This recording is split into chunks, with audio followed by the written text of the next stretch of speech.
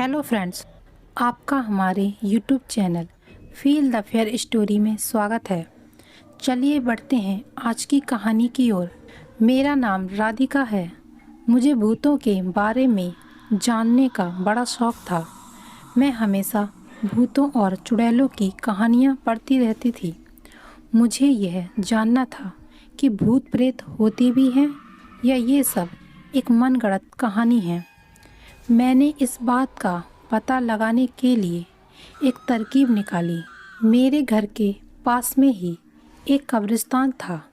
ये सब सोचकर मैंने अपनी फ्रेंड से कहा कि आज रात हम दोनों पास के ही कब्रिस्तान चलेंगे और पूरी रात वहाँ जाकर ये पता करेंगे कि भूत प्रेत होते हैं या नहीं।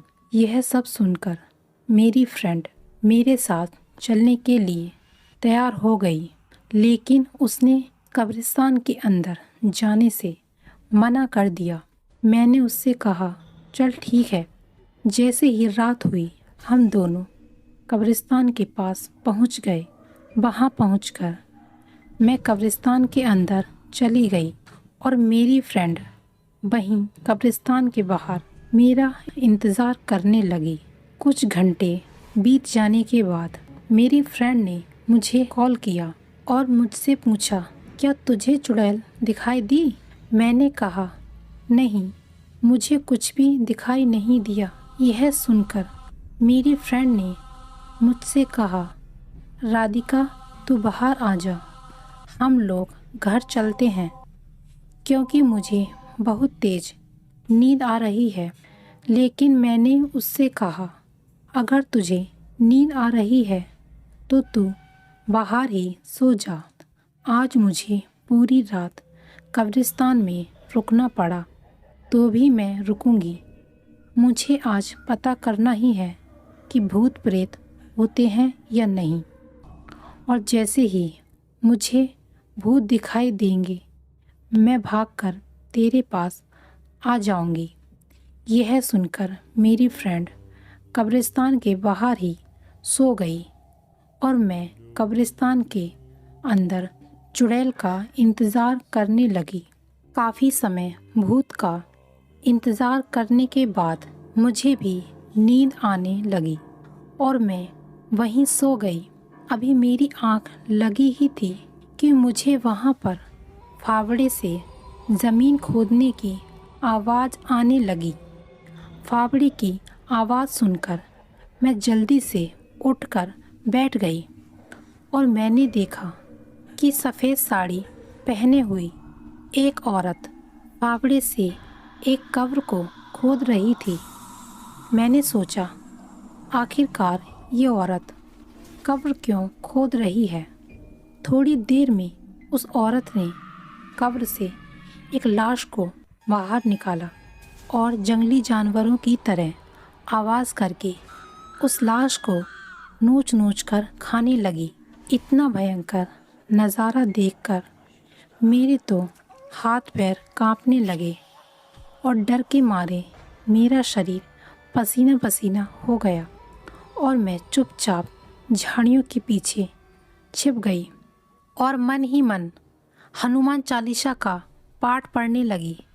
मैं भगवान से बस यही मांग रही थी कि हे भगवान, आज बचा लो। आज के बाद मैं कभी भी इस कब्रिस्तान में नहीं आऊँगी। काफ़ी देर तक चुड़ैल ने उस मुर्दे को खाया और फिर बचे हुए आधे मुर्दे के शरीर को कल खाने के लिए उसे वापस से कब्र में गाड़ने लगी। तभी मेरे साथ एक हादसा हो गया, क्योंकि मेरी फ्रेंड ने मेरा हालचाल पूछने के लिए मुझे कॉल कर दिया। कॉल की आवाज़ सुनते ही वो चुड़ैल मेरी तरफ देखने लगी। झाड़ियों में छुपे होने के कारण मैंने सोचा कि ये चुड़ैल मुझे देख नहीं पाएगी, पर ऐसा नहीं हुआ। पलक झपकाते ही वो चुड़ैल मेरे सामने आकर खड़ी हो गई। चुड़ैल को अपने नज़दीक देखकर मेरा पूरा शरीर ठंडा पड़ गया और मैं वहीं पर जम गई। चुड़ैल आराम से मेरा हाथ पकड़कर अपने साथ ले जाने लगी और मैं बिना किसी विरोध के उसके साथ जाने लगी। तभी चुड़ैल आधी खाई हुई लाश की कब्र के पास पहुंच गई और उस मुर्दे की लाश को कब्र से निकालकर बाहर फेंक दिया और मुझे उस कब्र में दफन करने के लिए लिटाने लगी। तभी वापस से मेरा कॉल आया और मोबाइल की रिंगटोन सुनकर मुझे होश आया और मैं चिल्लाते हुए वहाँ से भागने लगी। मैं जिधर भी भागती चुड़ैल अचानक से मेरे सामने आकर खड़ी हो जाती। अब मुझे मेरी मौत मेरे सामने नज़र आने लगी। मैं चिल्लाते हुए अपनी फ्रेंड की तरफ भागी। तभी मेरी आवाज़ सुनकर मेरी फ्रेंड कब्रिस्तान के अंदर आ गई और उसने मुझे पागलों की तरह इधर उधर भागते देखकर मुझे एक ज़ोर से तमाचा मारा और उसने मुझसे चिल्लाते हुए पूछा, ऐसे क्यों भाग रही है? मैं यहीं तेरे पास ही तो हूँ। तब मैंने अपनी फ्रेंड को बताया कि यहाँ सच में एक चुड़ैल है। इतना सुनते ही मेरी फ्रेंड ने मेरा हाथ पकड़ा और हम दोनों कब्रिस्तान के बाहर भाग गए और उसके बाद हम सीधा अपने घर चले गए। घर पहुंचकर मैंने यह सारी घटना अपनी फ्रेंड को बताई। उसके बाद हम दोनों कभी भी उस कब्रिस्तान के आसपास भी नहीं गए।